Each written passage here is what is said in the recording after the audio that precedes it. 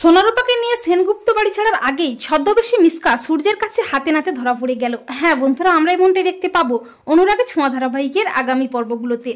Miska asylum থেকে পালিয়ে ছদ্মবেশে শেফালিকে হুমকি দেখিয়ে সেনগুপ্ত বাড়িতে আসে।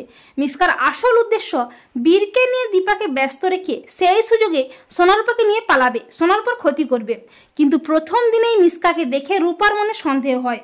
রূপার মনে হয় এটা মনে হয় মিসকা আন্টি আমাদের ক্ষতি করবে, তাই আমাদের সাবধানে থাকতে হবে। আমাদের কাছে আমাদের মা নেই, ও সেই সুযোগে আমাদের মেরে ফেলবে। তাই রূপা মিসকাকে নজরে নজরে রাখে। মিসকাকে দেখে রূপার মনের সন্দেহ ক্রমশ বাড়তেই থাকে, আর মিসকাও সুযোগ খুঁজতে থাকে কিভাবে সোনারূপাকে নিয়ে সেনগুপ্ত বাড়ি ছেড়ে পালাবে। মিসকা সোনারূপার দুধের গ্লাসে ঘুমের ওষুধ মিশিয়ে দেয়, শেফালির হাত দিয়ে পাঠায়। কিন্তু সোনারূপা বুঝতে পেরে দুধটা না খেয়ে একটা ফুলদানিতে ঢেলে দেয়। তখন মিসকা বলে, সোনারূপা তোমরা এই যাত্রায় বেঁচে গেলে, কিন্তু এই মিসকার হাত থেকে তোমাদের বাঁচাবে কে?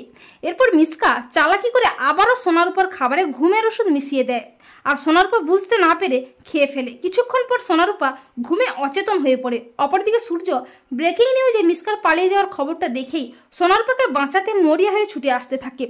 এরপর মিসকা মাঝরাতে সুযোগ বুঝে ঘুমন্ত সোনারূপাকে নিয়ে সেনগুপ্ত বাড়ি থেকে বেরিয়ে পড়ে। আর মিসকা যখনই সোনারূপাকে নিয়ে পালিয়ে যেতে থাকে, ঠিক তখনই মিসকার গাড়ির সামনে হাজির হয় সূর্য। সূর্যকে দেখে চমকে যায় মিসকা। মিসকা বলে, সূর্য তুই এখানে? তখন সূর্য মিসকার দিকে বন্দুক তাক করে ছদ্মবেশটাকে খুলে বলে, মিসকা তুই ধরা পড়ে গেছিস, তুই আর পালাতে পারবি না। তুই কি ভেবেছিস সোনামার উপমার ক্ষতি করবি আর আমি তোকে ছেড়ে দেবো? আজ তোকে মেরেই ফেলবো এখানে। আর ঠিক তখনই জয় পুলিশ নিয়ে হাজির হয়।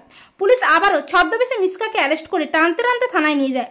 তো বন্ধুরা, তোমরা এটাই চাও তো যে সোনারূপাকে নিয়ে পালাতে গিয়ে ছদ্মবেশে মিসকার জন্য সূর্যের কাছে হাতে নাতে ধরা পড়ে? কমেন্ট করে জানাতে ভুলো না তোমাদের মতামতটি।